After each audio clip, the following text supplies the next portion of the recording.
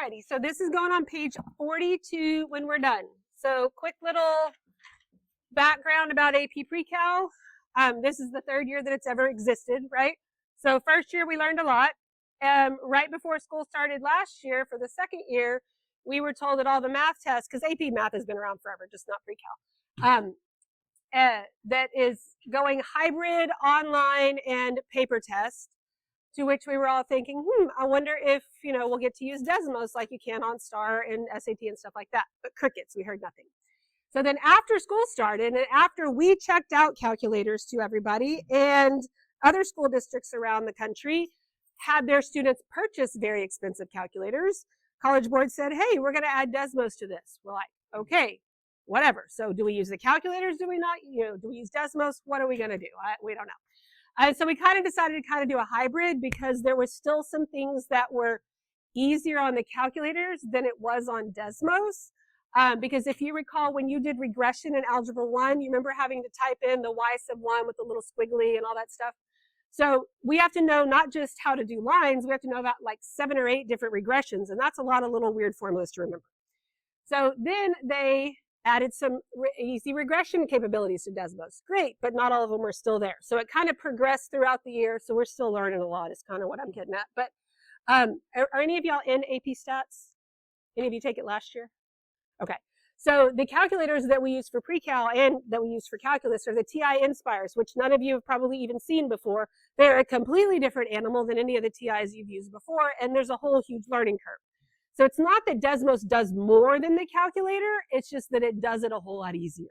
Desmos is intuitive, you're already familiar with it, but then they have kind of progressed Desmos to help with things, our actual needs. And then the exam itself is part calculator, part non-calculator, but when you're allowed to use the calculator, it's not there to help you add, subtract, multiply, and divide. That's not the purpose. For the calculator sections, you have to know how to use the calculator. Because if you don't, you are not going to be able to get the right answers, right? So it's kind of, testing your calculator capabilities as well.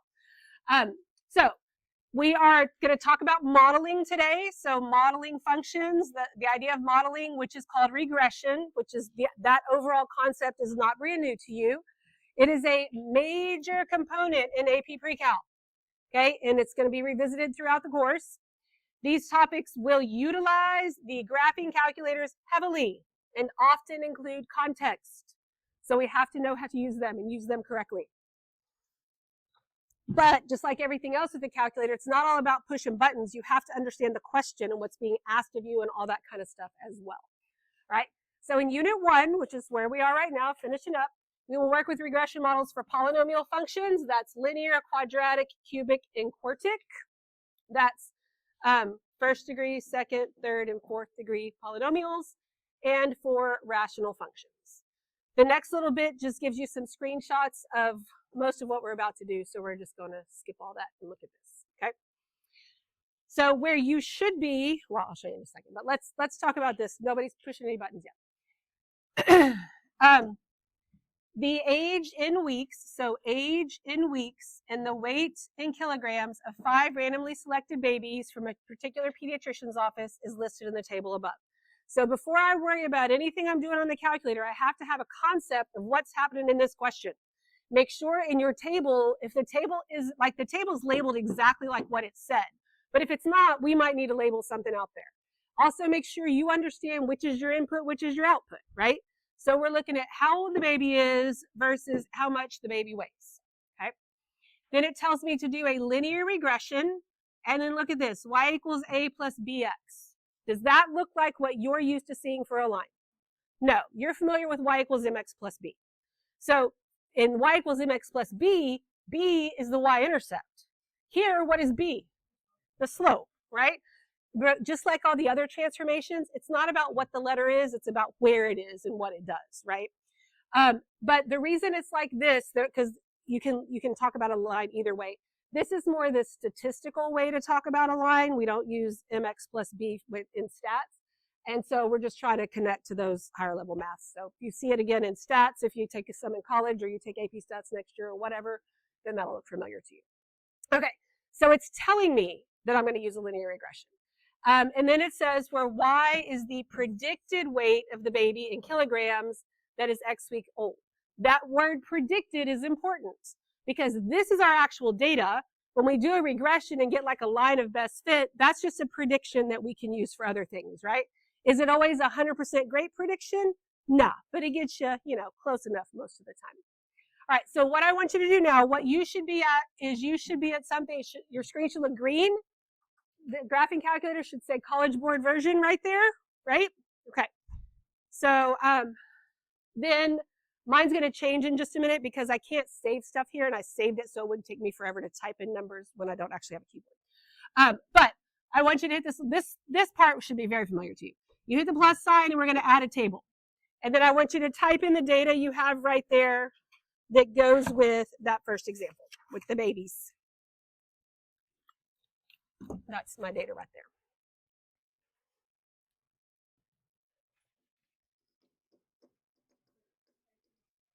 Yeah. X is T, X is your input, Y is your output.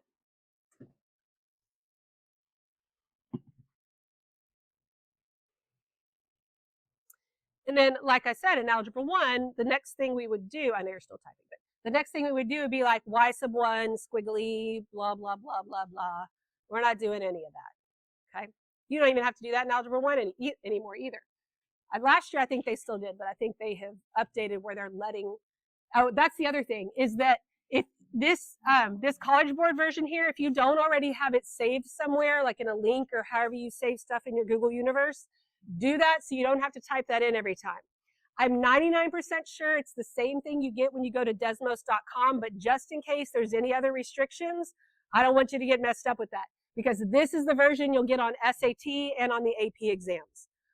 So we want to make sure that we're using this version. I know that I'm actually not right now, but I know it'll do at least this stuff right. But save this somewhere, however you can get back to it. All right, so we have that all typed in. And now, again, we don't have to do that Y subscript stuff.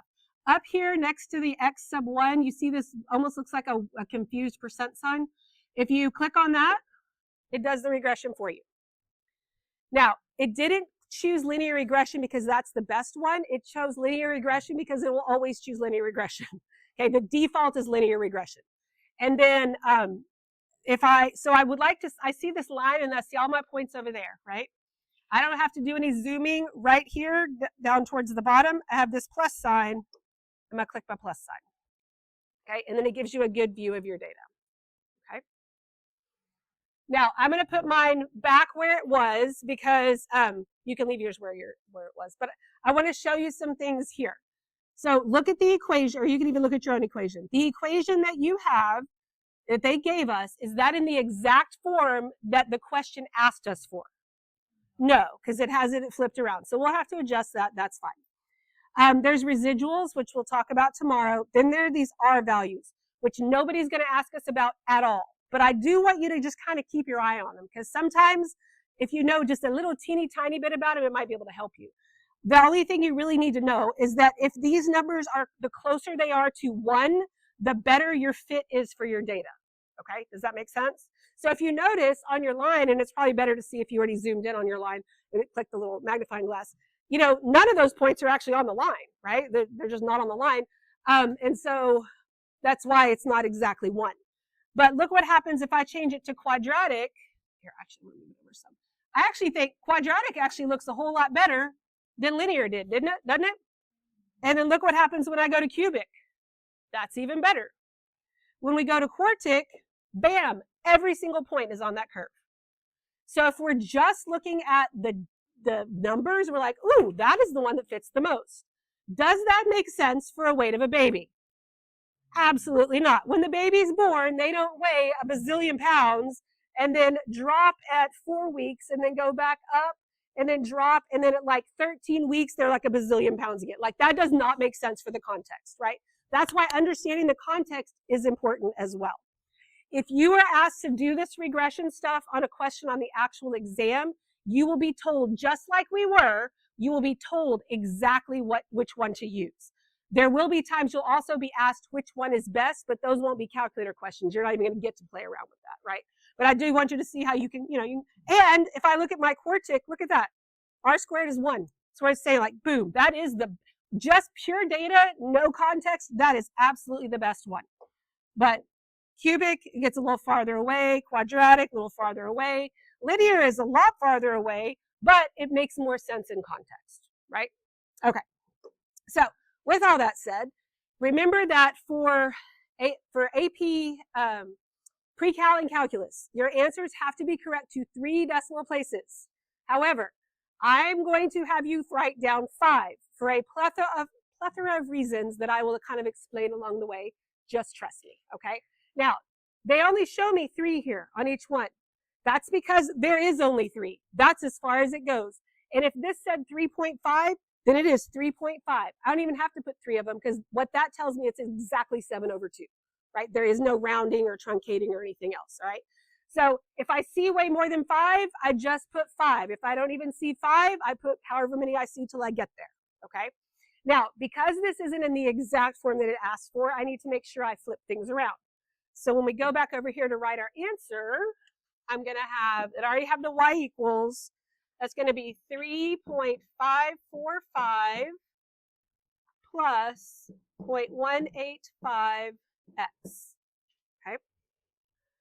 Now, because this is a prediction, right, this is predicted, I can use this line to predict the weight at 5.5 months or at 13 months or at 3 months, but it's still just a prediction, right? Because that's not even that much data. We definitely don't want to start predicting things about babies if that's literally all the data we have. The more data you have, the more accurate your fit is, right? But because it's a prediction, I need my equation to represent that. So we put a little hat on y. It's like the little carrot top thing that you do for exponents, kind of. It's kind of that. It has a fancy statistical name, but even in stats, you literally call it y hat. And no, none of us really know what its real name is because it doesn't even matter. It's y hat. That's what you're going to call it. So that is in terms of x and y. And that's what it told me to do. It said, a linear regression, here you go, write it. We did it. Now, we still need to understand it in function notation, and you could be asked for it in function notation. So if I look back up here, this isn't x and y. It's w and t, right? So I should also be able to just take this very easily and do w of t, which is still a prediction, so I put a hat on the whole thing, equals 3.545 plus 0.185t. Don't mix your t's and your w's or your x's and your w's like it's x and y or it's w and t. No mixtures. Could we put w and t into Desmos? Absolutely. But Desmos already did everything for us in x and y, so we might as well just hold on to the understanding of x and y so we don't have to retype things or whatever. Okay? We good with all that so far? Any questions? Okay. So this next part says, using the linear model from part A, so what we just did, okay, using the linear model from part A, what is the predicted weight, I don't know what a weight is, that's supposed to say weight, in kilograms of a baby who is 10 weeks old? All right, so is that 10 weeks, is that the input or the output? Input. So what I'm looking for is W of 10, but it is a prediction, so there's a little hat on it. Okay. Now, in context, 10 is t. It's the time, right? In Desmos, what is the t represented by? X. The input is x, right? Because it's the input. So instead of t equals 10, which is what this means right here. This means t equals 10. And that's why we have W of 10, right? But that is x in Desmos. Remember, we just kind of want to keep it straight in our brain. So back over here, I'm literally going to type, I'm going to have to add a couple boxes, otherwise it doesn't let me scroll. Right here, I'm going to literally type in x equals 10 and hit enter. And you get this little slider. What the slider does is it allows you to try different values of x, but we want 10, so you don't even mess with it. It's a slider. Did you hit enter? Did you hit enter? Yeah. If you hit enter, you get the slider. So x is equal to 10. It gives me that vertical line at 10. What I want is my output when the input is 10. On Desmos, this is what saves you 1,000 button pushes on a stupid calculator, is you just click, okay?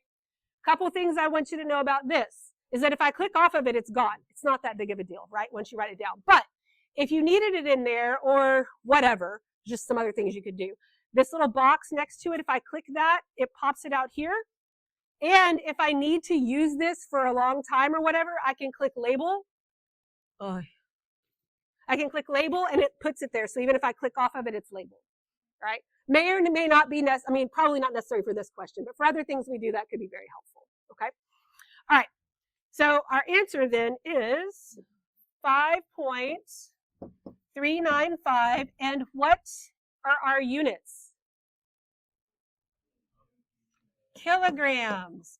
And for those of you that don't like to read the question, it literally told you that. You didn't even have to figure anything out, okay?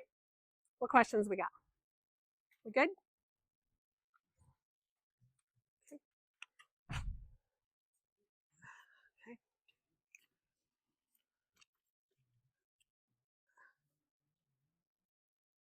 So where have you been for 13 minutes? Okay. All right, so you need to pick this up. Have you gotten a computer yet? No? Okay. Then can you kind of share your computer with her, please, so she doesn't have one? Okay. All right, any questions on that? We good? All right, so now the next part says the weight of a sixth baby is 5.3 kilograms. Using the model from part A, what is the age in weeks of this baby? Is 5.3 the input or the output? Output. So W of T is equal to 5.3. Okay? That's what that means, right? That's what it's saying to me. And I want to know what T equals. What represents W of T in Desmos right now? Y. So I'm going to come over here and I'm going to type in Y equals 5.3. And then I'm going to show you the ridiculous mistake I made last period and confused myself because I knew it wasn't the right answer, but I was like, what the heck did I even do?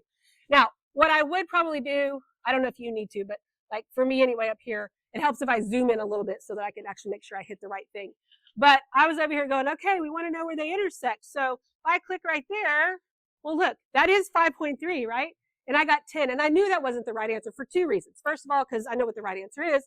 But second of all, what are your chances of getting a whole number with these crazy decimals? It's kind of slim, right?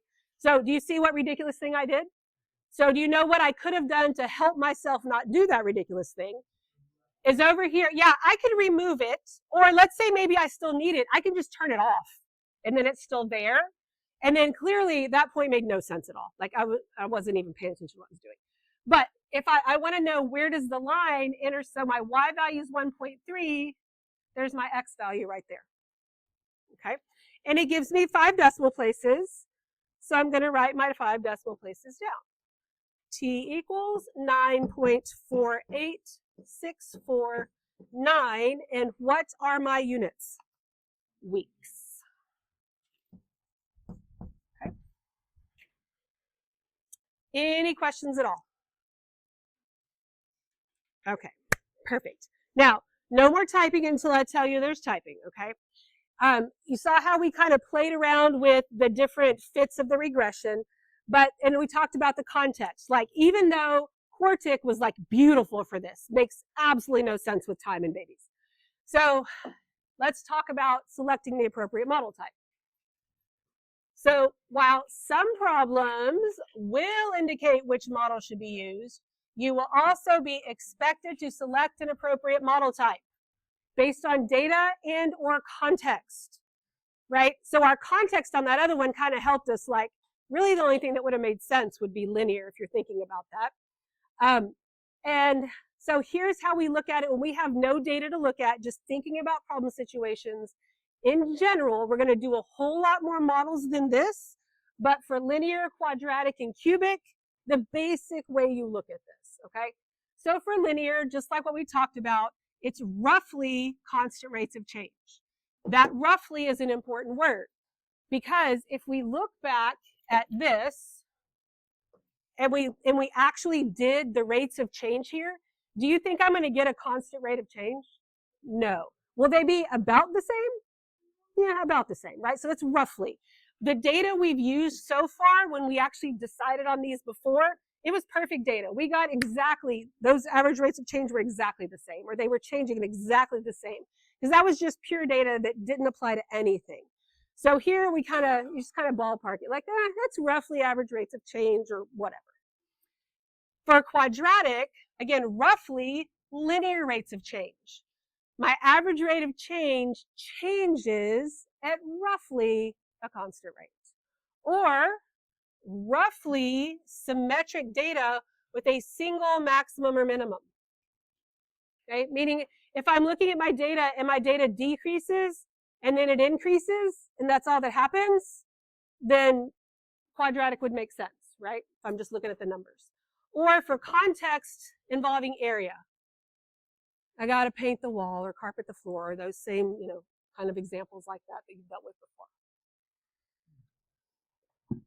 Then for cubic, context involving volume, which should make sense to you.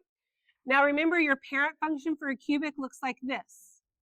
But if it's not a parent function, your cubic can look like this. So if I have data that increases and then decreases and then increases again, maybe the cubic is the good model for it. Okay? Those things make sense, just to kind of help you with the context a little bit. All right, so let's look at these. For A, balloons are filled with water in preparation for an epic water balloon battle. Each water balloon is roughly spherical, because they're not exactly spheres, but it's close enough for us to figure out volume and stuff. The radius of each water balloon is measured relative to the amount of water it holds. So my input is my radius, my output is the amount of water. How do we measure the amount of water? What's up? Where's your ID? Oh, where's it supposed to be, man? Did y'all have fun? Did you learn lots of stuff? What's your idea? All right, each water balloon is roughly spherical. So my input's the radius, the output's the amount of water. How do we measure the amount of water? Volume. Good. Be the volume of water, right? Area doesn't make sense for water. It's how much it fills it up, so it's volume. So then what do you think it's, linear, quadratic, or cubic? Cubic. So we'd say cubic, and that's because it involves volume. Okay? Make sense? All right. So Totino's pizzas are on sale at a local grocery store. The price of one pizza varies between $1.99 and $2.19, depending on the variety. The total number of Totino's pizzas are counted relative to the total price of the purchase. All right, so does the variety depend on the price, or does the price depend on the variety? The price depends on the variety. Price of one pizza varies depending on the variety, right? So it's not like it says, I'm going to give you $1.79, and they say, here's a pepperoni pizza, right? You say, I'm going to buy a pepperoni, and they say, hey, that costs $1.79, or whatever it is. It's not even in that range. But so what kind, that direct relationship, what kind of function do you think that would be? Linear. Your input is the variety, your output is the price, right? So linear, and then we can say price, excuse me, price depends on variety.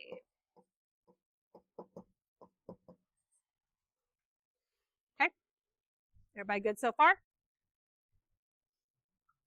Questions? All right. No typing until I tell you to. Oh, well, we're not there anyway. Sorry. I was about to skip C. Still no typing until I tell you. All right. So a sprinkler is placed in a yard to water the grass. So here's my sprinkler. It rotates in a circular pattern, so it's spitting out this water in a circular pattern, right? The radius of the circular path is measured relative to the, and it even uses the word for us, area watered by the sprinkler, right? As if the picture, if we couldn't draw the picture ourselves. So do we think linear, quadratic, or cubic? Quadratic. And that's because of area. Okay? Once your computer gets up, it's that yellow right there. That's where you want to go. All right. Everybody good? Questions? Okie dokie. All right. So now we have this table. It provides data. There is zero context. It's just the data.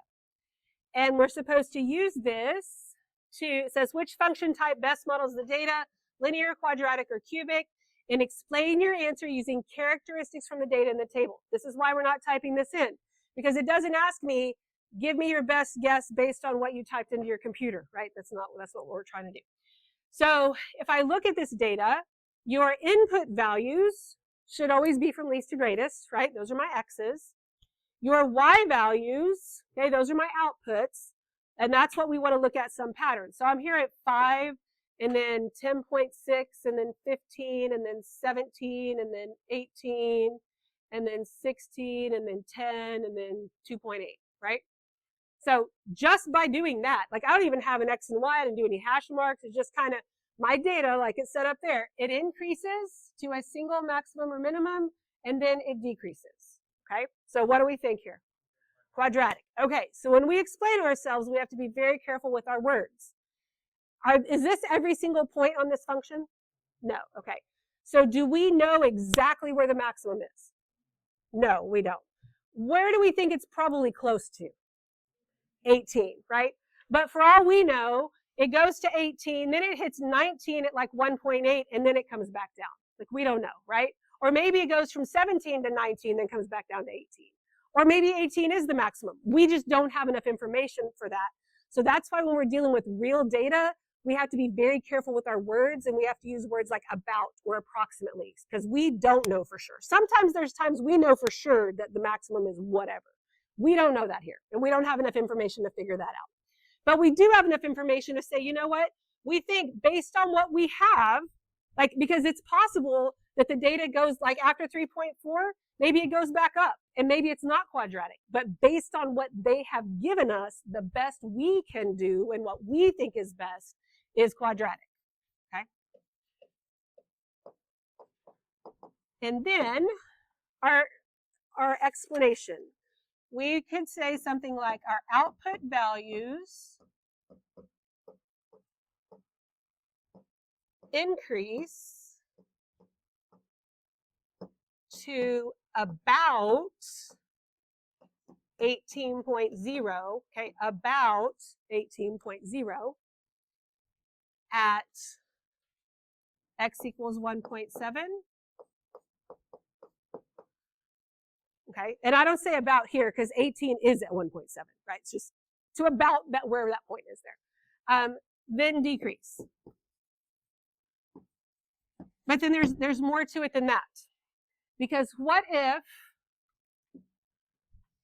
these 2 points, what if they didn't give us those 2 points? Like this information was not there, and that's all we got. Then we increase, but then we jump down here, right? With that, then my data isn't roughly symmetric, right? Maybe this is linear and this is like a crazy outlier, or maybe it's something else or whatever. Like that is not roughly symmetric. With the green, all the green dots, that's roughly symmetric. It's not perfect, but it's roughly symmetric. So increase and then decrease and are roughly symmetric. That's why the symmetric part is important. Okay. What questions do you have? We're good?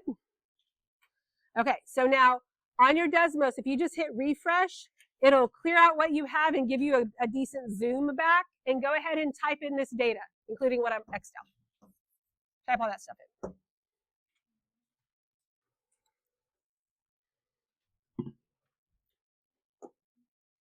And I'm going to cheat.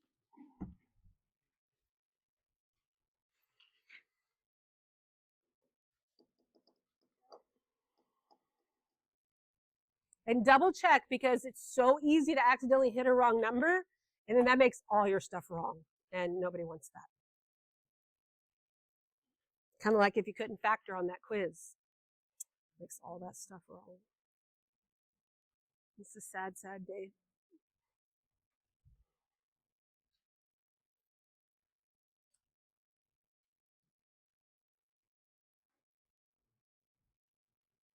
Now, I told you if you had to do regression, you were going to be told exactly what to do. And then on here, it asked us, and we're doing what we came up with. But that's just because this is a question on the notes that I can guide you through. When I hit my regression, the view I have, I see a little piece of a line over there and a little green dot, and that's all I see. But remember that you have a magnifying glass over here that you can click. And the default linear will pop up every single time. And I left it on linear for a minute, even though I know we chose quadratic, because I want you to look at these R numbers. Remember how I told you the closer they are to 1, the better your fit is? Look how far those are from 1. Like, that's real far. So, and clearly this is not good, right? So I make quadratic. Quadratic looks pretty darn good. But look, so does cubic, and so does quartic, right? For all 3 of those, your R squared is 1. For cubic and for quadratic, all of them, R squared is 1. So they're all a great fit. But based on what we have, quadratic is the best for us. I want to show you cubic. So if I zoom out a whole lot, where'd it go? There it goes. So you see this part over here? So this goes all the way down to kind of almost a point. It's not really a point. And then comes back up and then goes down again. Again, maybe that's a possibility if we had more data or knew what this data was even about. We don't even know that. But the best we have for for this is quadratic, and that is our best fit there, okay? Then it gave us our equation. There are 5 decimal places, so we pretty much just write down, yes ma'am. It doesn't look like that? Did you check your numbers?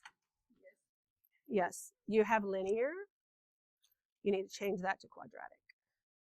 And now hit that. Bam. There you go. Yeah, it's going to give you linear no matter what. So we're going to have y hat, right, equals negative 4.88317 x squared plus 15.95805x plus 4.9954.